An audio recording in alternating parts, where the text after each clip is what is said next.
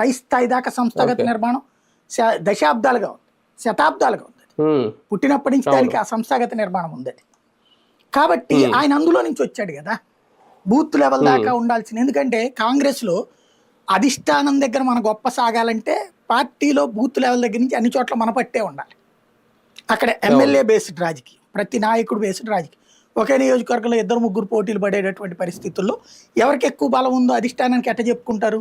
తెచ్చుకున్న జనం చూపించుకునేటటువంటి లెక్కలు. ఆ రాజకీయాల్లో ఆరితేరి వచ్చారు కాబట్టి చంద్రబాబు నాయుడు ఇక్కడ చేశారు. దగ్గుబాటి అది పట్టించుకోలేదు, ఉపేంద్ర అది పట్టించుకోలేదు. కాబట్టి చంద్రబాబు నాయుడు చేతిలోనే మొత్తం పార్టీ నిలబడినారు. నాటి ట్రాన్సిషన్ సాధ్యమైపోయింది. వివాదాల మధ్యన, ఘర్షణ వాతావరణం మధ్యన జరిగింది ఆ రోజున. బట్ ఫ్రెంచ్ విప్లవాన్ని రక్తపాత రహిత విప్లవం అంటారు అనమాట. కూల్గా జరిగిపోయింది.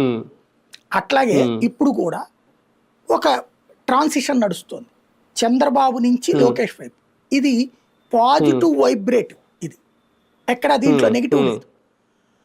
నేను అబ్జర్వ్ చేస్తుంటే ఇదేంటంటే మనం చెప్పేటప్పుడు దాకా అదేదో సినిమాలో డైలాగ్ ఉంది, మహేష్ బాబు సినిమా కలేజాలు అనుకుంటా, ఆ దేవుడు అనేటటువంటి దానికి అంటే అద్భుతాలు జరిగేటప్పుడు మనకి తెలియదు, తెలిసాక అందులో ఏముందిలే అనుకుంటాం అని.